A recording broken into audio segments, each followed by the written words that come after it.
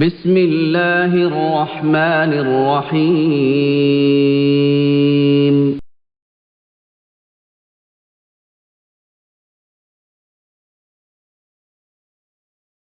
مختصر حالات۔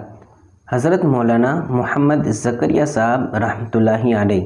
نام و نسب: شیخ الحدیث حضرت مولانا محمد زکریا صاحب رحمۃ اللہ علیہ لڑکے ہیں حضرت مولانا محمد یحییٰ صاحب رحمۃ اللہ علیہ کے،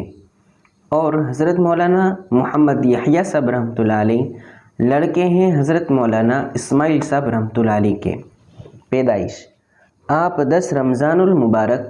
سن ہجری 1315 جمعرات کی رات کو کاندھلہ ضلع مظفر نگر یو پی میں پیدا ہوئے۔ تعلیم و تربیت: اس دور کے اکثر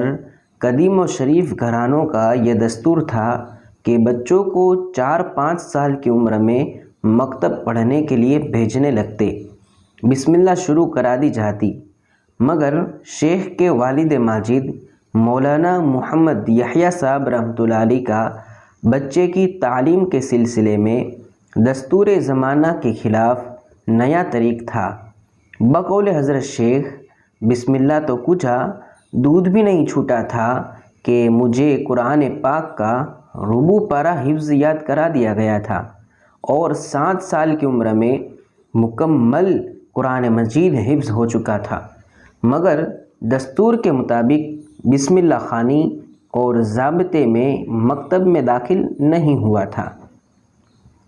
فرماتے ہیں، میرا قد اٹھان کا اچھا تھا، جس کی وجہ سے اس عمر تک باضابطہ تعلیم شروع نہ کرنے پر سب کو تعجب تھا۔ ایک روز تو دادی اماں نے عاجز آ کر میرے والد صاحب رحمۃ اللہ علیہ سے کہہ دیا کہ یحییٰ، اولاد کی محبت میں اندھے نہیں بنا کرتے، یہ اتنا بڑا بیل پھر رہا ہے، اس سے جھوٹے گھٹوائے گا یا گدھے چروائے گا۔ آخر وہ روز سعید بھی آ پہنچا کہ شیخ کی باضابطہ بسم اللہ خوانی ہوئی، اور ڈاکٹر عبدالرحمن صاحب مظفر نگری کے، جو گنگوہ خانقاہ رشیدی میں مقیم تھے، سپرد کر دیے گئے، قائد بغدادی ختم کیا اور قرآن مجید شروع کرا دیا گیا۔ گنگوہ کے قیام کے زمانے میں شیخ نے ابتدائی تعلیم اردو فارسی وغیرہ کی تکمیل کر لی۔ بعد ازاں سہارنپور آ کر عربی تعلیم کا آغاز ہوا۔ اپنے چچا حضرت مولانا محمد الیاس صاحب رحمۃ اللہ علیہ بانی جماعت تبلیغ سے پڑھی، اور معقولات کی کتابیں حضرت مولانا عبداللطیف صاحب ناظم مدرسہ مظاہر العلوم اور حضرت مولانا عبدالواحد صاحب سنبھلی مدرس مدرسے مذکور سے پڑھی۔ دورہ کی کتابیں محدث جلیل، مربی عظیم، قدوۃ السالکین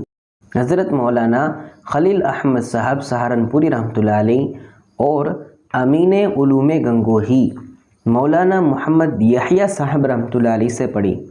مولانا محمد یحییٰ صاحب رحمۃ اللہ علیہ کو اولاد کی تعلیم سے زیادہ تربیت کا خیال تھا، چنانچہ پڑھائی کے مقابلے میں اس بات کی زیادہ نگرانی ہوئی تھی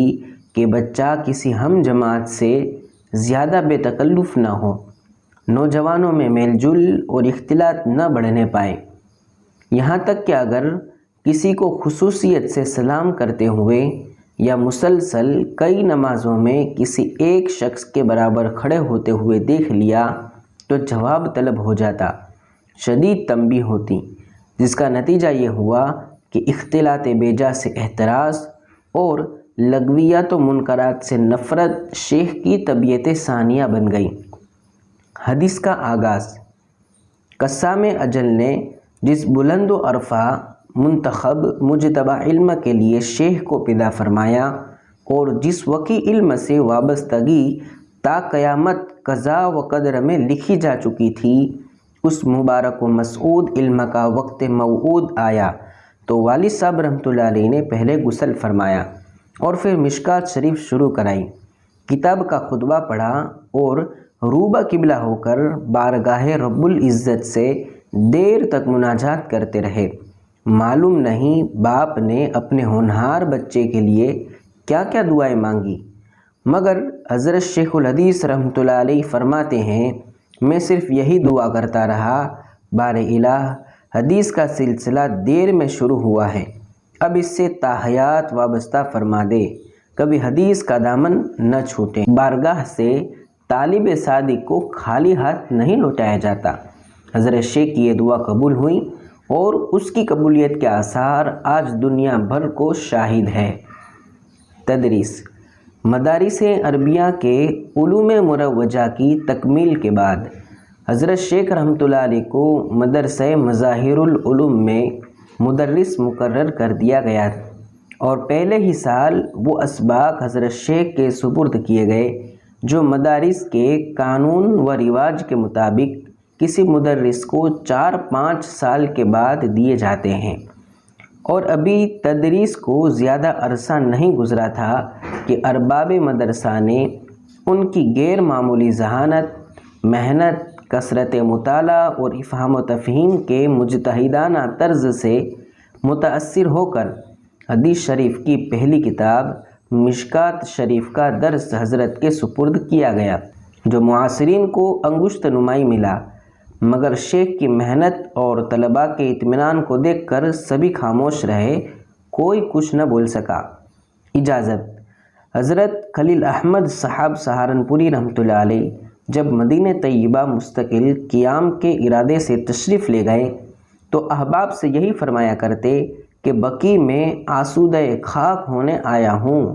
اس سفر میں حضرت شیخ خادم سفر تھے۔ اہل مدینہ کی خواہش تھی کہ شیخ مستقل طور پر مدینہ منورہ میں قیام کر لے، مگر ہندوستان میں رشد و ہدایت کے سلسلے کو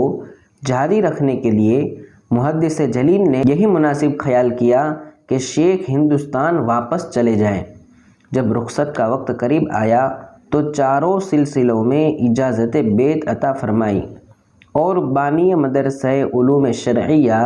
مدینہ طیبہ مولانا سید احمد صاحب رحمۃ اللہ علیہ کو اپنا امامہ اتار کر دیا اور فرمایا اسے شیخ پر باندھے۔ جب امامہ سر پر باندھا گیا تو شیخ پر ایسی رکت طاری ہو گئی کہ بے ساختہ چیخیں نکل گئیں، جس سے تمام حاضرین آب دیدہ ہو گئے۔ پھر محدث حضرت سہارنپوری رحمۃ اللہ علیہ نے ارباب مدرسہ کے نام ایک تحریر لکھی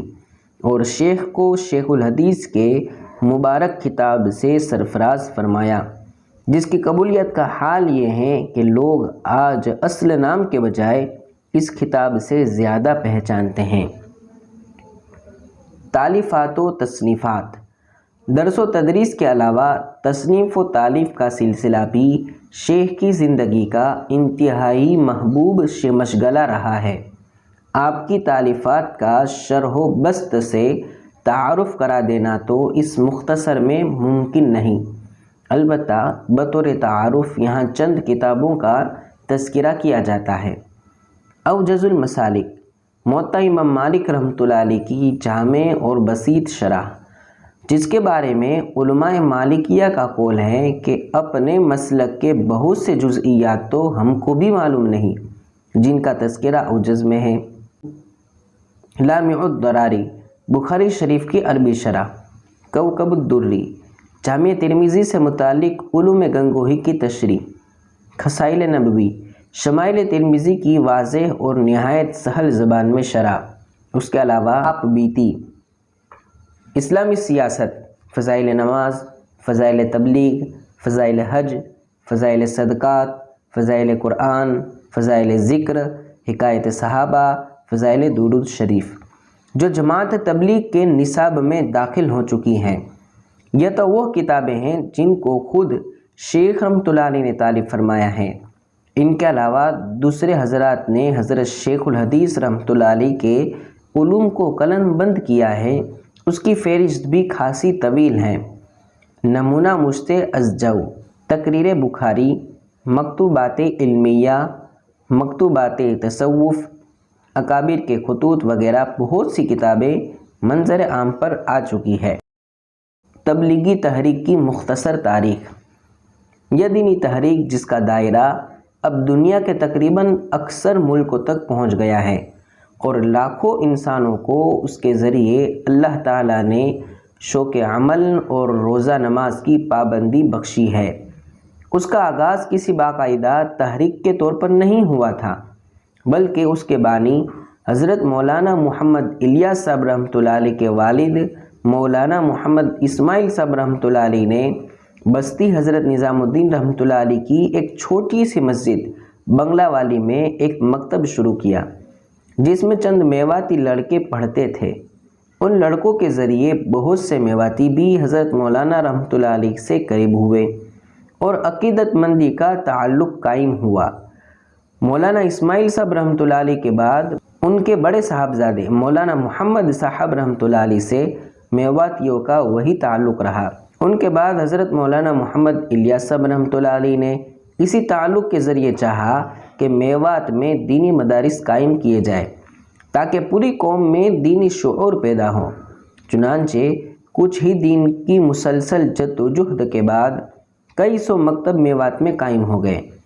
لیکن تجربہ سے مولانا نے محسوس کیا کہ عمومی اصلاح اور معاشرے کی عام تبدیلی کے لیے یہ سلسلہ کافی نہیں۔ چنانچہ سن ہجری 1345 میں آپ نے گشتوں کا سلسلہ شروع کیا، دین کی موٹی موٹی باتیں میواتیوں کو بتانا شروع کی، لیکن پھر اس خیال سے کہ اپنے گھر کے کام دھندوں میں رہتے ہوئے ان چیزوں کے سیکھنے کی طرف پوری توجہ نہیں دی جا سکتی، ان کو گھر سے کچھ وقت کے لیے باہر نکلنے کی ترغیب دی اور میوات کے لوگوں کو میرٹھ، مظفر نگر کے قصبات میں بھیجنا شروع کیا تاکہ وہاں جا کر سیکھا ہوا سبق یاد بھی کریں اور وہاں کا دینی ماحول دیکھ کر اور بھی بہت کچھ سیکھ سکے۔ اس طرح جماعتوں کے باہر نکلنے کا سلسلہ شروع ہو گیا۔ مولانا کی تمنا تھی کہ ہندوستان میں کام ذرا جم جائے تو اس کو عربوں میں شروع کیا جائے۔ چنانچہ سن ہجری 1356 عیسوی سن 1938 میں مولانا احتشام الحسن صاحب رحمۃ اللہ علیہ اور چند ساتھیوں کو لے کر حج کا سفر شروع کیا اور وہاں سلطان سے ملاقات کی۔ مولانا احتشام الحسن صاحب رحمۃ اللہ علیہ نے اس کا طریقہ کار قلم بند کر کے وہاں کے شیخ الاسلام کو بھی پیش کیا اور بھی متعدد اہم لوگوں سے ملاقاتیں ہوئیں۔ وہاں سے واپسی پر مولانا نے کام کی رفتار اور تیز کر دی اور اس عوامی کام میں علماء کے لگنے کی شدید ضرورت محسوس کی، اور مولانا کی کوشش پر متعدد علماء اس کام میں شامل بھی ہوئے۔ مولانا کی حیات میں ہندوستان کے کچھ حصوں میں کام پھیلا۔ حضرت مولانا الیاس صاحب رحمۃ اللہ علیہ کا 21 رجب ہجری سن 1363 مطابق 13 جولائی عیسوی سن 1944 کو انتقال ہو گیا، اور یہ ذمہ داری ان کے لائق فرزند مولانا محمد یوسف صاحب رحمۃ اللہ علیہ کی طرف منتقل ہوئی۔ ان کے عہد میں کام بہت تیزی سے دور دور پھیل گیا۔ اللہ تعالیٰ نے ان کو ساتھی بھی بہت اچھے، بڑے مخلص اور باصلاحیت دیے۔ مولانا یوسف صاحب رحمۃ اللہ علیہ کی وفات 29 ذی القعدہ ہجری سن 1384 مطابق 2 اپریل عیسوی سن 1965 کو بمقام لاہور میں ہوئی۔ اللہ تعالیٰ ان کی قبر کو نور سے بھر دے، آمین۔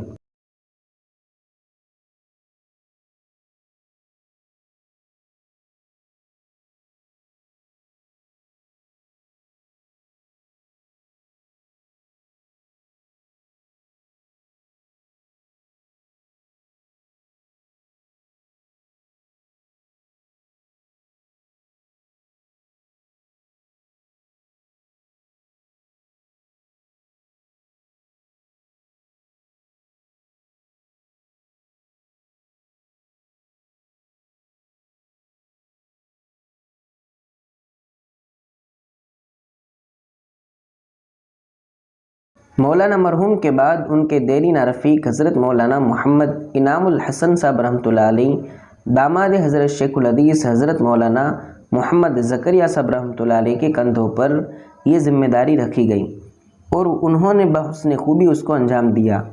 اور مخلصین اپنے اخلاص اور حسن نیت کی وجہ سے اب بھی فائدہ اٹھا رہے ہیں، اور بحمداللہ مولانا موصوف بھی اپنے بزرگان دین کے طریقوں پر پوری طرح اپناتے ہوئے ان تبلیغی ذمہ داریوں کو بحسن خوبی انجام دیا۔ اللہ کے فضل و کرم سے آج یہ کام حضرت مولانا موصوف کی سرپرستی اور تبلیغی حضرات کی حسن کارکردگی کی وجہ سے پوری دنیا میں پھیل چکا ہے۔ الحمدللہ زید فضیل۔ خداوند کریم اس تبلیغی سلسلے کو جاری و ساری رکھے، آمین۔